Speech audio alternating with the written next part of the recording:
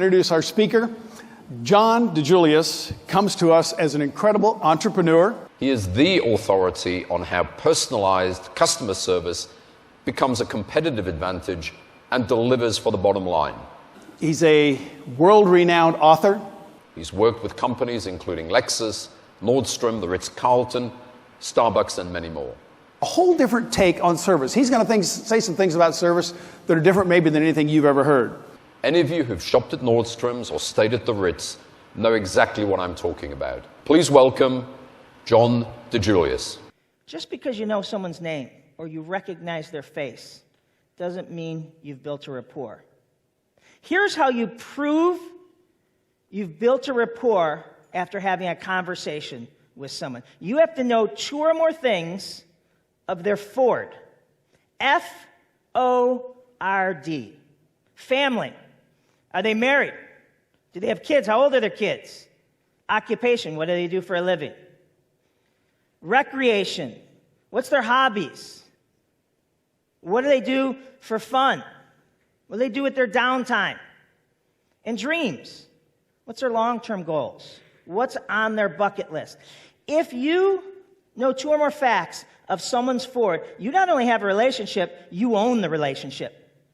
Because to each of us, our Ford is the most important thing. It's our hot buttons. It's what we get excited about when we are asked about. It's what we're passionate about. And when you can use 4 techniques to keep the conversation on someone else, that's when the power really happens. But what's world-class in one isn't world-class at all. I don't know about anybody here, but you wouldn't have wanted my world-class experience I was capable of delivering at 19, 21, or even 25.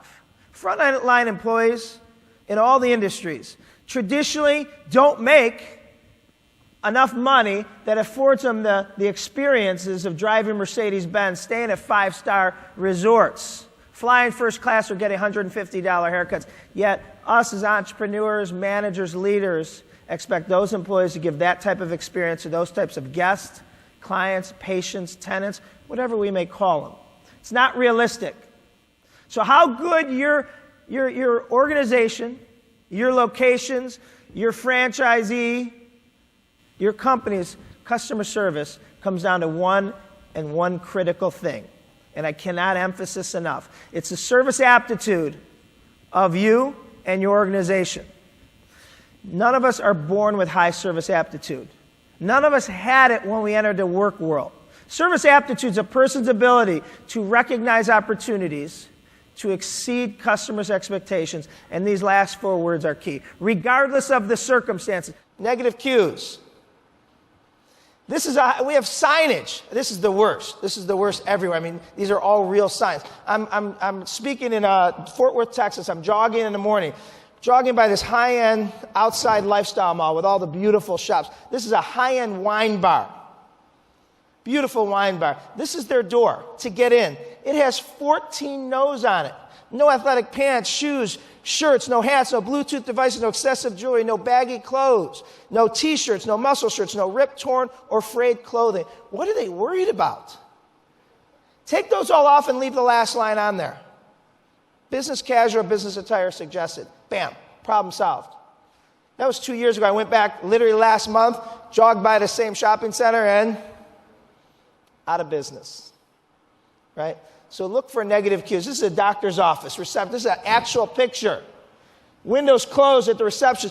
Please sign in and have a seat. This includes drop-offs. There's only 1 person working here. Please have patience. Do not stand in front or knock on the window. If no one is present, I'm either assisting another patient or handling specimens. Do we have negative cues? Don't punish 98% of the customers for what you're worried about 2% are doing. Can do. People say to me, it is impossible to expect our employees to bring their A game every day with all the stuff going on in their life. I don't agree. If they truly understand the part they play, they will understand that they're bringing, it's a burden that they have. Walt Disney World does it better than anyone. So I got to tour. I got to go underground. Magic Kingdom is a whole underground where customers punch in and punch out and take break. And I'm touring, and I see Snow White on a break smoking a cigarette. Like, holy cow. She's like, that idiot called me. I'm like, this is Snow White. A few moments later, she goes back inside. She freshens herself up. She punches back in. She goes up these stairs, through these bushes, and she reappears on Magic Kingdom's ground. And 15 little 5, 6, and 7-year-olds come charging at her. And she turns back into this beautiful, angelic princess, posing for pictures, signing their pads. Downstairs in the back room on break in the parking lot, she was Susie Smith. There was about 21 that had a jerk for a boyfriend or a dwarf or whatever he was. My 6-year-old was there to see Snow White. It's exactly what she gave him. And that's what a strong service vision does. In 2010, I had one of the coolest jobs ever. I had worked with Starbucks before, but they called me up and said, we want you to help us create a new customer service vision. No one does that better than me. I was so excited until I asked the question, what is your current customer service vision? This is it. To inspire and nurture the human spirit, one person, one cup, one neighborhood at a time. Damn, that's pretty good. I didn't tell them that. I said, that sucks. Like, you guys even making money over there? I'm like, so what don't you like about it? They said it's too big. Too big to get our employees' arm around it. They want it to be easy for all employees to understand, measurable, actionable, trainable. That isn't. You probably don't even remember it already. They loved it. It's Howard Schultz's words. So they moved it up to their purpose. That might happen over the results of 5 years, 200 times, that they'll inspire and nurture your human spirit. But that isn't actionable every day. So what we had to do, what we do with every company, is we wanted to take a look at a day in the life of a customer so we can empathize and be more compassionate. What's a day in the life of a Starbucks customer? Everyone here, right? From the moment you get up, it is crazy. It is a blur. Trying to get kids, off to school. And just the frantic rush there. Keeping up with our commitments and on time for everything. And the, traffic and the lovely world of road rage. Construction. So Starbucks can't change what's going to happen to you, but maybe they can change your mindset of how to handle it. So this is Starbucks service vision. It's so simple. First, they don't give you manuals. They give you the green apron. The green apron is very symbolic. Everyone has one. They hand you the green apron, and on it, they call it their customer service manual. So the next time you go to Starbucks, even here, and you see someone with a green apron, everyone has it on, ask them to turn over the top. Because it's not for you to see, it's for them to see. It's for them to put on and be reminded. And you'll get to see their service vision, which is, we create inspired moments in each customer's day. That's the what. How is the 4 pillars. Anticipate, connect, personalize, and own. Anticipate is pay attention to your speed of time. If you're in a suit, it's 6:10 a.m., and you won't look up from your smartphone, you got someplace to be, you don't want to chit-chat. Versus a soccer mom at 9:15 after she drops her kids off. Connect is if I know you, have your drink ready, say something by you, or if I don't know you, just make a comment about the blouse, the shirt, the glasses. Personalize. There is over 80,000 ways you can order your Starbucks. Personalize it for however you want it. Own is my favorite. If someone takes a sip and doesn't like it, is that not what you wanted? I'd be happy to make you another one. Or, you've been made to wait too long at a Starbucks. After that, you pay and they thank you for your patience. They give you this card that says your next drink is on them. I love that. Starbucks has recognized a reoccurring service defect that they can't eliminate. They can reduce, but they can't eliminate. They've empowered their frontline employees to make it right.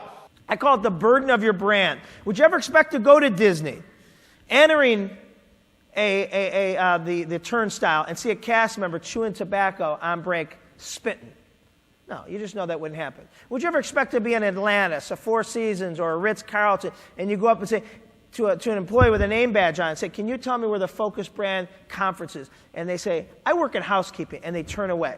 No, you know that wouldn't happen. That's what I want your companies to represent. They're called nevers and always. Only have a few. I'm going to show you, 15 or 20. I don't want you to have 15 or 20. I'm just going to show you different ones that companies have. But these are things that, if they present themselves, we would never be seen doing or always be seen doing. Never point.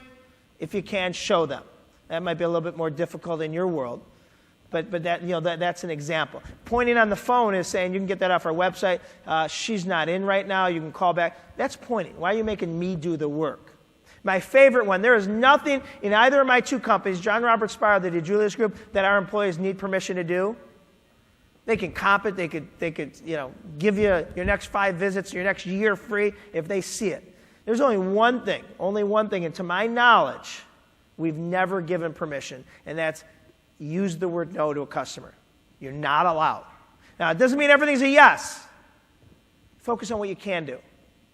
We play the no game where internally we try to get you to say no.